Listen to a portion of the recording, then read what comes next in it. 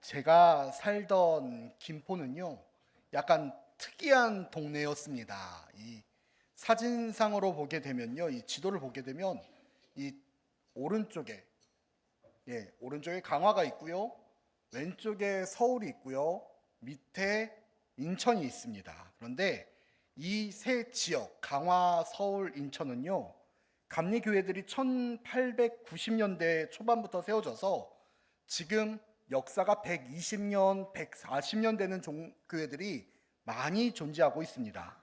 심지어 강화라는 동네는요, 마을 이장보다 감리교 목사가 더 많다라고 불릴 정도로 감리교회가 정말 많은 동네입니다. 인구가 4만밖에 안 되는데 감리교회가 140개가 돼요. 어마어마하게 많은 동네예요. 근데 김포는 제가 본 교회였던 월꽃제일교회가 1952년도에 개척될 때까지 감리교회가 전혀 들어오지 않았습니다. 김포는 언더우드 선교사가 처음 개척을 했던 김포제일교회가 존재했다 해도 신기할 정도로 감리교회가 세워지지 않았어요. 그러다가 전쟁 중에 옹진 지역에서 피난을 왔던 최진심 전도사님을 통해서 김포에 처음으로 감리교회가 세워지게 됩니다. 그때 최 전도사님의 연세가 80세였다고 합니다.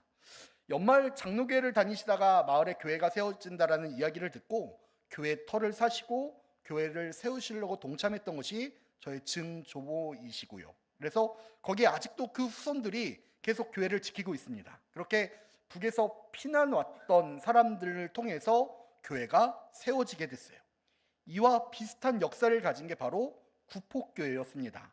우리 교회를 개척하신 이기현 목사님은 1893년 황해도에서 태어나셨어요. 그리고 송도 감리중학교를 졸업하신 후에 독립운동이 시작되던 1917년 관서학원을 졸업하시고 1925년 연희전문대학, 그러니까 지금으로 보면 연세대학교를 졸업하셨습니다. 그리고 대학생 시절에 3인의 전도대를 구성해서 24년도에 북간도에 가셔서 순회 전도를 시작하시고 25년도부터 목회를 시작하셨다고 합니다. 이후에 텍사스로 넘어가셔서 미국 남감리교회에서 입학하셔서 졸업하시고 거기서 한인 목회를 하세요. 그러다가 32년도 9월 달에 귀국하셔서 중국 쪽으로 파송을 받으셔서 그때 목회를 하시다가 전쟁이 일어났고 51년도에 부산으로 피난 오셔서 함께 세운 교회가 바로 구포감리교회였습니다. 두 교회가 세워졌던 시기는요, 동족 상간의 아픔이 가득했던 시기였습니다. 막 광복의 기쁨을 누릴 때 이제 막 새로운 희망과 소망을 품어나가는 시기에 막 새로운 나라에 대한 계획을 세우고 있는 그 시대에 전쟁이 일어났어요. 서로가 서로를 죽여야만 했고 형제가 형제에게 총을 겨누어야만 했던 상처와 아픔이 가득했던 시대였습니다. 저는 그 시대를 경험하지 못했지만 참전 용사였던 저희 할아버지를 통해서 그 시대의 이야기를 듣게 되었습니다. 우리 장로님들과 우리 권사님들도 그 시대에 태어나셨거나 유년 시절을 보내신 분들도 계실 겁니다. 정말 더 이상 발생하면 안 되는, 다시는 일어나면 안 되는 전쟁이 그 시대에 일어났습니다. 하지만 두 교회를 세우셨던 분들은요, 그 전쟁통에서도 희망과 소망이 사라져버린 그 순간에도 흩어질 수밖에 없는 그 상황 속에서도 자신의 기반을 다 버려야 하고 자신이 쌓아 올렸던 그 모든 것이 전쟁으로 무너지는 그 순간에도 교회를 세우셨어요. 먹고 사는 것이 힘든 그 시기에, 자신들의 자식들조차 챙기기 어려웠던 그 시기에 자신의 사비를 털고 자신의 것을 희생하며 자신의 모든 힘을 다하여 교회를 세우셨습니다. 그리고 74년이 흐른 이 시간 동안 우리 교회는 여러 가지 어려움과 아픔과 힘듦도 있었어요. 다른 교회들은 평생 한 번도 겪지 못하는 그 아픔을 겪기도 했죠. 그럼에도 처음 개척하셨던 모든 분들이 다 사라지고 없는 그 순간에도 지금 여기 이렇게 앉아 계신 분들이 헌신하시고 수고하시고 봉사하시고 눈물을 흘리시며 기도하시고 전하시고 하나님의 교회를 세우셨기에 지금 우리의 교회가 이 자리에 서 있을 수 있음을 우리가 믿기를 간절히 소망합니다. 우리가 각 교회에 교회가 되어 각 지체가 되어 우리의 역할을 다해 나갈 때에 우리의 교회가 온전하게 설 수 있었습니다. 오늘 우리가 읽은 이 사도행전도 이와 비슷한 배경이었습니다. 지난주에 우리가 보았던 사도행전 2장을 보게 되면요, 예수님의 말씀에 따라서 마가의 다락방에 모여 있었던 성도들이 120명의 성도들이 호련히 하늘로부터 급하고 강한 바람 같은 소리가 있어서 그들이 앉은 온 집안에 가득했고, 마치 불의 혀와 같이 갈라지는 것들이 그들에게 보여 각 사람 위에 앉았다라고 임합니다. 성령이 임재하셨습니다. 그리고 그들은 성령의 충만함을 받습니다. 성령의 충만함을 받은 사람들은요, 권능을 받아서 각 민족과 나라와 방언을 통하여 예루살렘과 온 유대와 사마리아 땅끝까지 주님의 증인이 되라는 그 사명을 감당하셨습니다. 성령의 충만함을 받아 하나님의 큰 일을 말하는 제자들의 목소리를 듣고 그동안 예수님을 믿지 않았던 사람들이요, 하나님의 역사를 바라보게 되었습니다. 그리고 그 숫자들은요, 절대 무시 못하는 숫자들이었어요. 사도행전 2장 41절은 이렇게 이야기합니다. 우리 함께 읽어볼까요? 그 말을 받은 사람들은 세례를 받음에 이날의 신도의 수가 3천이나 더하더라. 아멘. 그냥 믿은 것이 아니라 세례를 받은 사람들이 3천이나 더했다라고 성경은 이야기해요.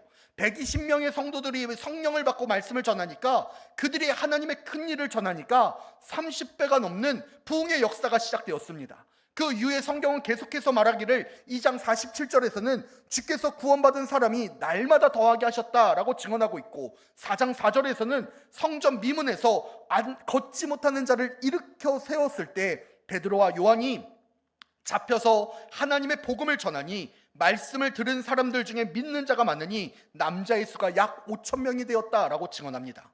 그러다가 6장 7절에서는 하나님의 말씀이 점점 왕성해서 예루살렘에 있는 제자의 숫자들이 심히 많아졌고 허다한 제사장과 무리들도 이 도를 행하였도다 라고 말씀하고 있어요.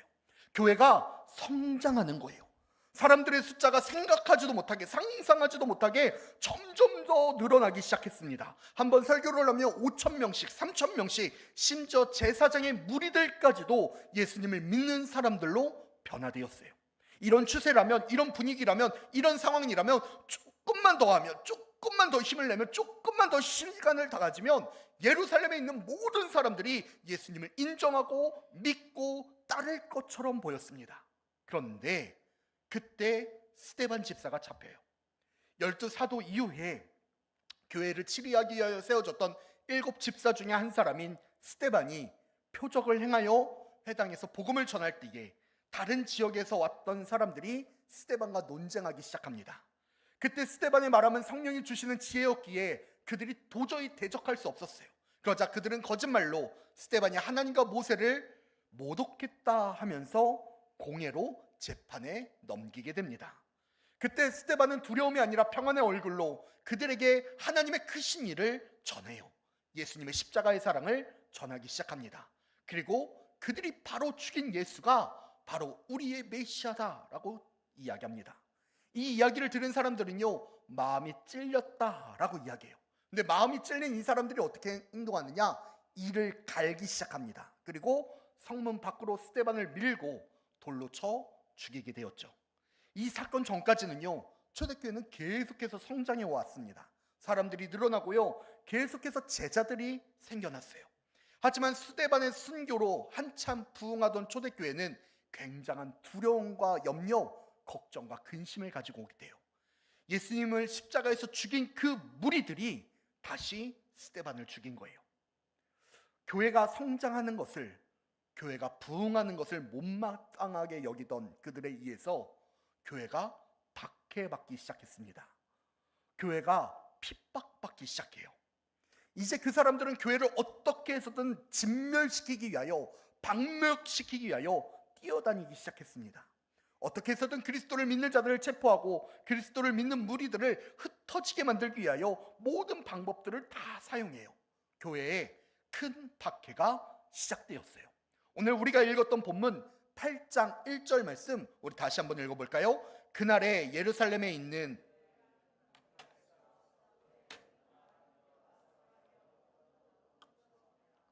아멘. 수많은 사람들이 모여 기도하고 말씀을 읽고 떡을 떼던 공동체가 흩어지게 되었습니다. 다 풀뿌리 흩어졌어요. 잠시나마 사람들의 목소리로 가득 찼던 그 공간이 텅 비게 되었습니다. 12사도 외에는 그 누구도 예루살렘에 남아있지 않았어요. 다들 유대와 사마리아 모든 땅으로 흩어졌습니다. 보통 이렇게 되면요, 와해돼요. 흩어지면요, 끝이 납니다. 더 이상 구심점을 삼을 이 힘이 없어지면요, 멈추게 돼요. 흩어졌을 때 두려웠을 겁니다. 걱정됐을 거예요. 그 죽음을 자신들이 보았잖아요.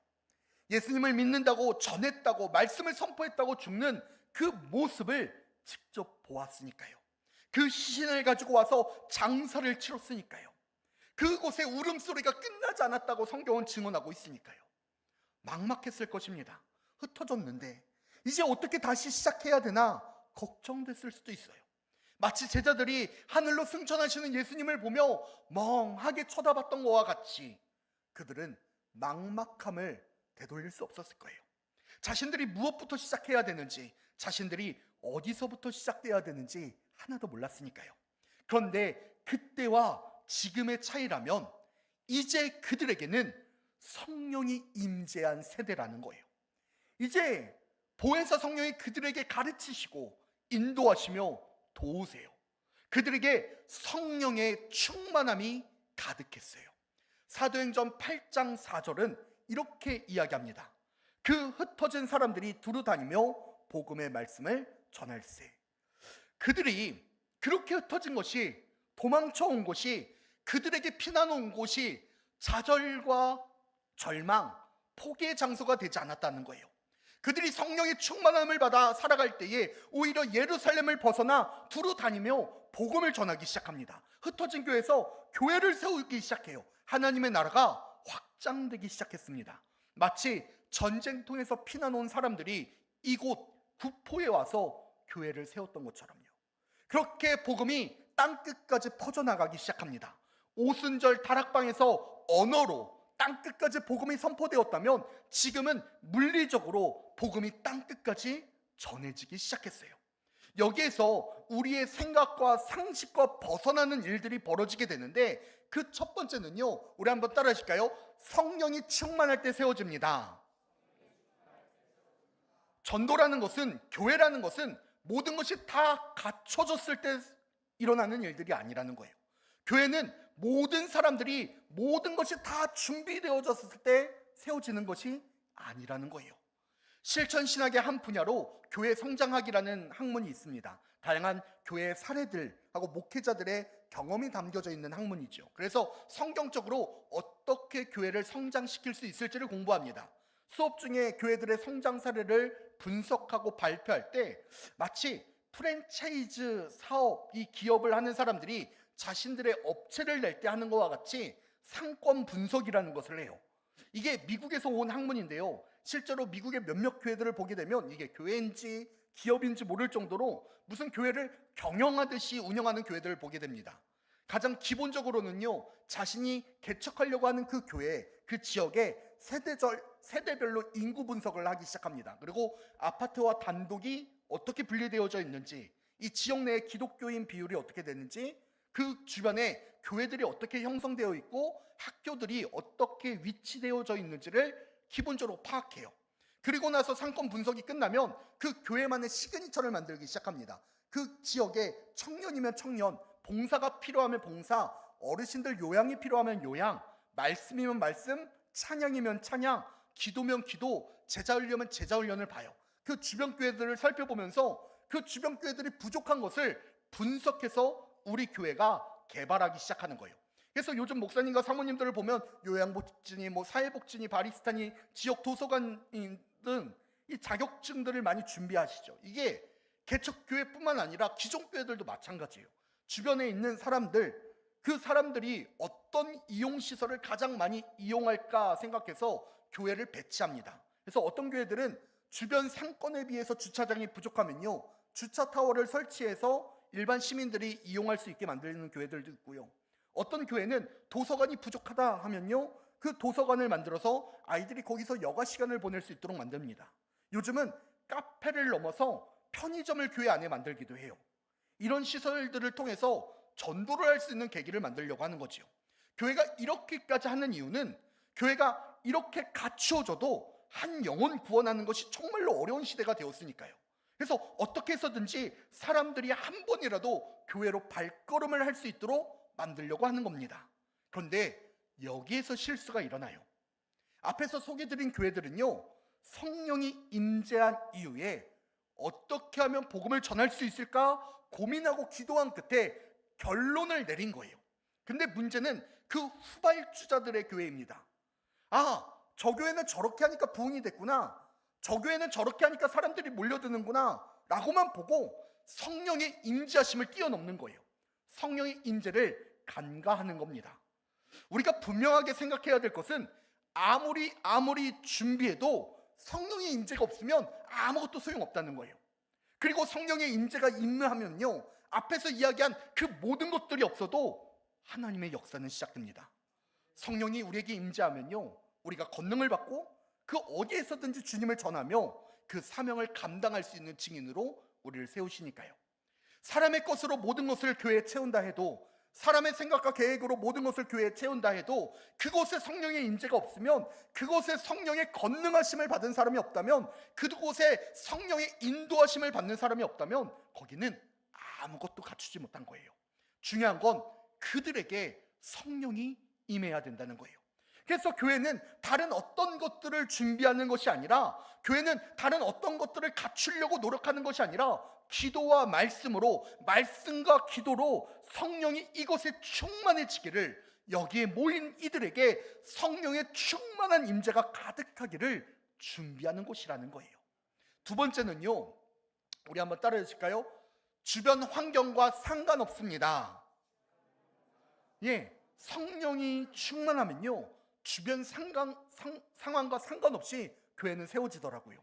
주변 상황과 환경과 상관없이 전도는 이루어지더라고요.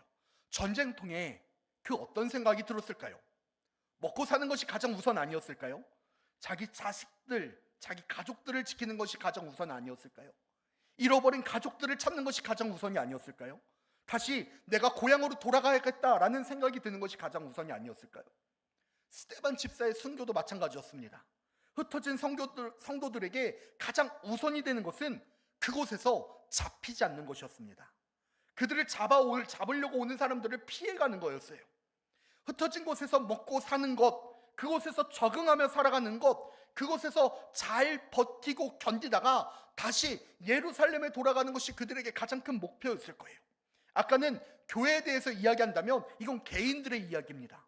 신앙생활을 할 때, 우리가 신앙생활을 한다라고 이야기할 때 우리가 어느 세대가 돼야 마음을 놓고 신앙생활을 편히 할 수 있을까요? 우리는 우리의 신앙생활을 세상은 가만히 두지 않습니다. 청년 시절에는요, 학업과 진로가 문제가 되고요, 직장에 막 발을 디뎠을 때는 거기에 적응하고 또 외지로 나가서 신앙과 멀어지기도 하고, 또 다른 일들 때문에 집중하느냐 신앙생활을 하기가 어려워요. 그리고 결혼을 하고 아이를 키우다 보면요, 거기에 집중 다 돼서 거기에 정신이 다 팔려서 하나님을 보기가 어렵습니다. 특히 요즘처럼 집값이 문제가 될 때는요, 둘이 벌어서 겨우 빚을 갚고 아이 키우는 것만으로도 벅차요. 그런데 아이들이 성장하면 좀 나아질까요? 아니요. 그때부터는 또 뒷바라지 해야 되죠. 아이들에게 더 열심히 공부하라고, 서로 공부하라고 우리가 돈을 벌어야 되잖아요. 예전처럼 남편만 벌고 아내는 가만히 집안 살림을 하면 된다라는 집들은 거의 없어요. 맞벌이가 아니면 아이들 공부시키고는 것은 둘째치고 밥 먹고 사는 것도 어려우니까요. 그렇게 해서 60이 되고 자녀들을 다 결혼시키면요, 쉴까 했는데 60이 돼서 요즘 쉬시는 분 계신가요? 없으시잖아요. 그때는 또 손주들 용돈 줘야 되잖아요. 그래서 또 일을 하세요. 그럼 70이 돼서 이제 쉴까 하면 그때부터 몸이 한두 군데씩 아파오기 시작해요. 몸이 약해지는 거예요. 그러면 우리는 그 어떤 세대에 하나님을 만나서 가장 열심히 신앙생활을 할 수 있을까요? 세상적 관점으로 보면요, 열심히 신앙생활을 할 수 있는 시대는요, 없어요. 먹고 살기도 바쁘고요, 세상 살기도 바쁘거든요. 저는 개인적으로 결혼하기 전에 청년 시절이나 아니면 애들을 다 키우고 60대가 되면 좀 신앙생활을 열심히 할까라는 생각은 하지만 그렇지도 않더라고요. 이게 정말 신기한 게요, 한 통계를 보면요, 이게 우리의 생각과 전혀 다르다는 것을 보게 돼요. 25년도 장로교에서 발간한 이 교회 세대 분포라는 이 한 통계가 있는데요. 이 통계를 보고 저는 깜짝 놀랐습니다. 25년도에 장로교 기준으로 가장 교회에 많은 세대가 몇 살일까요? 70. 그죠? 우리 다 어르신들 세대가 아닐까라고 생각하는데 50대래요. 50대가 약 18%를 차지한다고 합니다. 그리고 그 다음이 60대인데 15.3이고요. 40대가 14.8. 그러면 7, 8, 90대는 몇 살일까요? 17% 정도래요. 20대, 30대가 19%래요. 이거를요, 도표로 보면요, 상당히 골고루 퍼져 있는 것을 보게 돼요. 이 말은요, 어떤 세대의 신앙생활을 가장 좋아하고 잘할 수 있는 것이 아니라 어떤 세대든지 하나님을 영접할 수 있다는 거예요. 다시 말하면 지금 내가 살아가는 이 시대가, 이 시절이 가장 힘들고 벅차 보일 수는 있어요. 한 번도 내가 경험하지 못한 나이고 세대니까요. 그래서 가장 정신없을 수는 있어요. 하루하루 살아가는 것이, 견디고 버티는 것이 너무나도 힘들 수는 있어요. 그렇기 때문에 우리가 더 붙잡아야 되는 것이 뭐냐? 성령이라는 거예요. 내가 벅차니까, 내가 정신없으니까, 내가 견디기 어려우니까 더욱더 성령을 붙잡아야 한다는 거예요. 성령을 붙잡으면 밥을 주냐 돈을 주냐 말씀하실 수도 있습니다. 내가 신앙생활을 더 잘하면 내 자녀가 더 잘 될 거냐 물어보실 수도 있어요. 그러나 제가 분명하게 말씀드릴 수 있는 것은 성령을 붙잡으면 성령이 우리를 가장 선한 길로 인도하실 것은 분명해요. 성령이 그 삶을 그 누구보다도 형통하게 만드실 거예요. 그 역사를 통하여 우리를 증인 세우시고요, 그 역사를 통하여 우리가 증언하며 살아갈 수 있을 거예요. 우리가 이 어려운 세대에 성령을 포기하지만 않는다면, 우리가 이 어려운 세대에 우리의 복음을, 우리의 믿음을 포기하지만 않는다면, 하나님은요, 우리를 증인 세우시기 위하여 우리가 증언할 수 있도록 우리를 인도하실 줄 믿습니다. 지금 그렇게 말했던 그 역사가 바로 우리이고 우리 교회예요. 우리 교회가 무엇이 갖춰져서 세워졌을까요? 처음 개척했을 때 여기 성도분들이 무슨 여기 상권을 분석하고 여기 사람들의 특색을 분석하고 어떤 시설을 만들고 갖춘 후에 전도하셨을까요? 아니요, 아무것도 없었잖아요. 세상의 시선으로 보면 아무것도 없었어요. 그분은 성령을 통하여 모든 것을 갖추고 계셨기 때문에 그 어떤 것도 필요 없었어요. 그리고 교회를 세웠고 전도했고 이 자리에 교회가 세워졌어요. 성도인 개개인들도 마찬가지입니다. 그들이 피난 올 때 부자여서 여기서 교회를 세웠을까요? 그들이 넉넉해서 이 자리에 헌신하고 희생했었을까요?